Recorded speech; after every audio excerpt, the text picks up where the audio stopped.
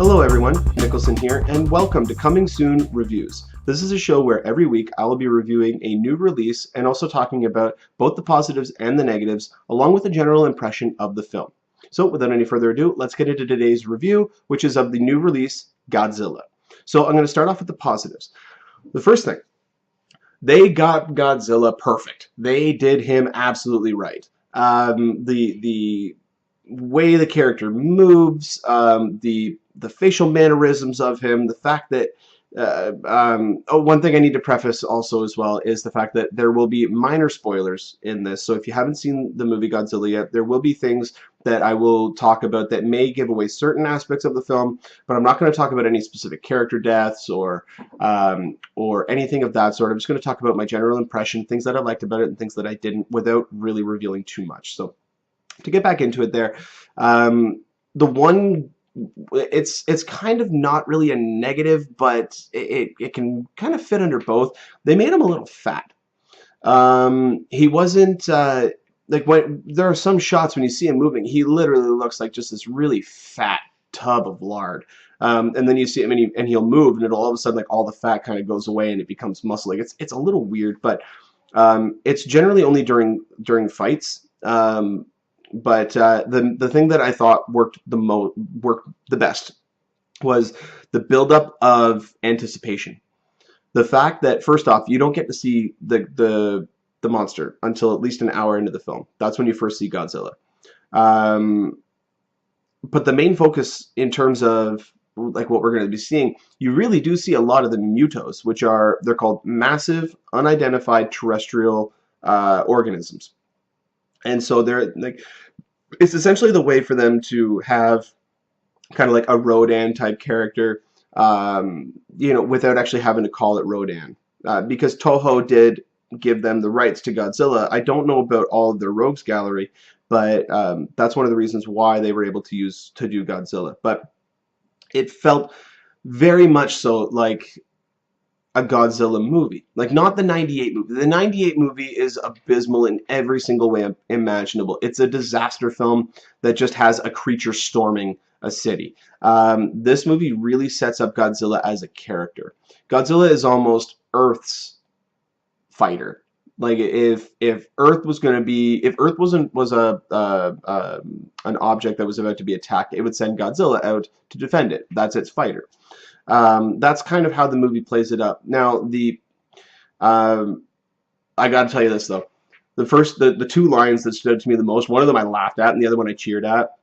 The first one I laughed at, and I didn't laugh because it was silly. I just laughed because, like, I can't believe someone in this day and age, in this realistic interpretation of this character, would say something like this. And that's not to say that it was a bad thing. It just, I laughed because I was like, yes, okay, I would try to find a situation where I could say this.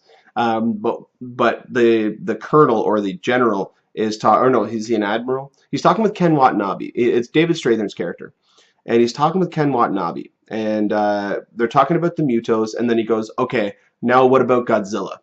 And he goes, okay, and where's Godzilla? And just the way that he said it, the whole setup and everything like that, I chuckled. I was like, yes, okay, I'm in this world. This is really cool. And then obviously the one that's been in a couple of the TV spots, but just when you see it on screen, where Ken Watanabe goes, let them fight, like that, you just, you can't help but smile. Yeah, and almost want to cheer when he says that. Like, the movie has so many of those moments where you just want to just keep cheering. But this is where I get into my negatives. The movie wanted to be a Godzilla movie so bad that it couldn't really develop a storyline for it, so it had to develop a storyline revolving around humans. And it's like they just said, okay, we need to do this, get this, and then that's it. And they didn't develop hardly any character relationships. First off, Aaron Taylor Johnson was either he just didn't get a good enough character written for him, or he just was the wrong person, but very bland. Like, when the footage that I talked about a couple of weeks ago that leaked out at WonderCon, so this isn't spoiling anything, I've already talked about this. During that train sequence, I got to see it just in better resolution. And his reaction to when the lights come back on, you see that creature walking. It's almost like he's seeing a painting on a wall, not of a monster. Like he literally, okay, I'll try my best to redo what he did. He looks up and he goes, like completely bland, nothing. He wasn't. It wasn't like he was seeing some unimaginable creature from the depths of someone's horrid imagination. He wasn't seeing some sort of relic of a time gone past that has now resurfaced. It's like, oh, it's one of those things again. You know, it's maybe they were setting it up so that these creatures had been seen before, but they had already previously stated that they had never seen anything like this and that they were hiding it, and that's it's the whole conspiracy aspect. The only two characters that I really liked, and I both felt that they were underused, were Bryan Cranston's character of Joe Brady and Ken Watanabe as the scientist. I'm Sujikara or something, like it's something along those lines. I can't exactly remember his character's name. They were both the two that stood out. David Strathairn's character was a throwaway character. Um, I felt that Elizabeth Olsen, for the type of character that she had, she actually did quite well. She's a very talented actress. Even Aaron Taylor Johnson's a very talented actor. I mean, you can tell that when watching Kick-Ass, any of the other movies that he's done. Joss Whedon selected him to be Quicksilver in the new Avengers movie, so he's got talent. Like there's no doubt about that.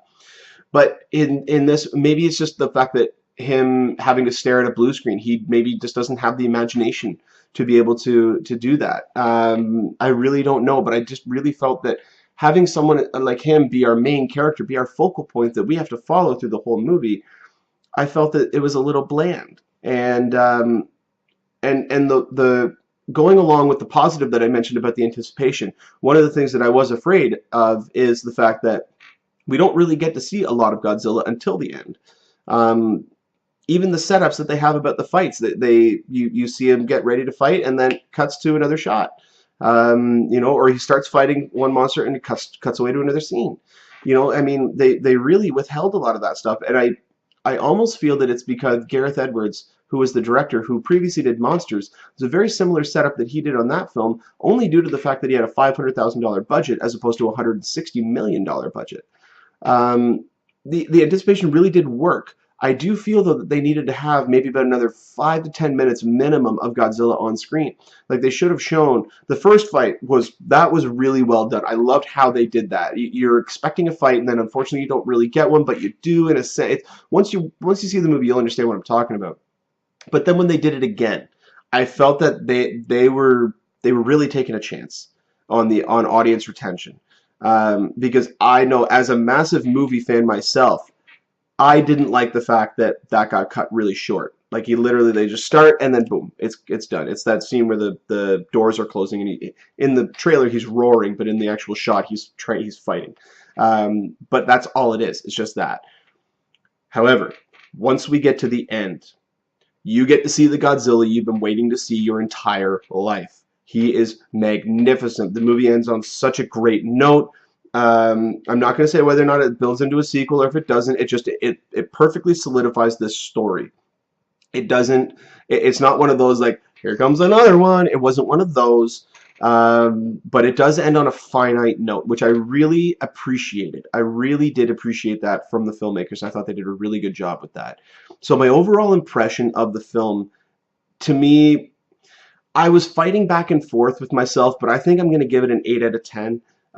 It's a solid movie. It was really well done. The only problem with it is the characters.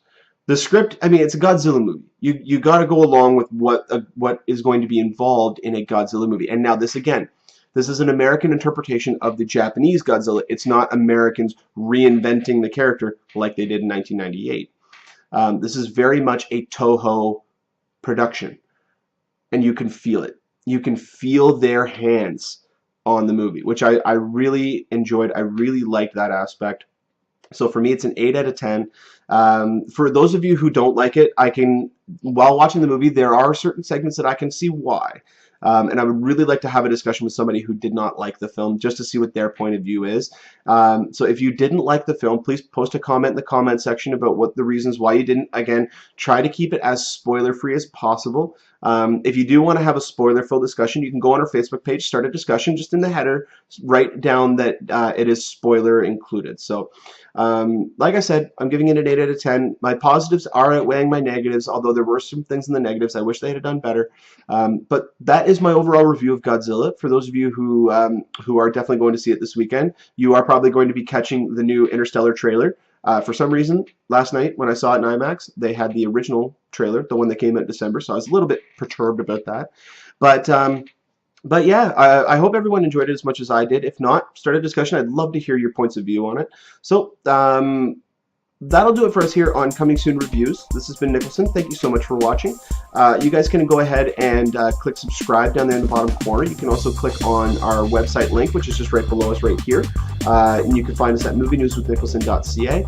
Post any questions or sort of topics that you would like to have discussed on the show, as well as don't forget to follow me on Twitter. You can find me on Twitter at Niklsun, Niklsun, to get all of your movie updates. So without any further ado, this has been Niklsun. Thank you so much, and you guys enjoy your day.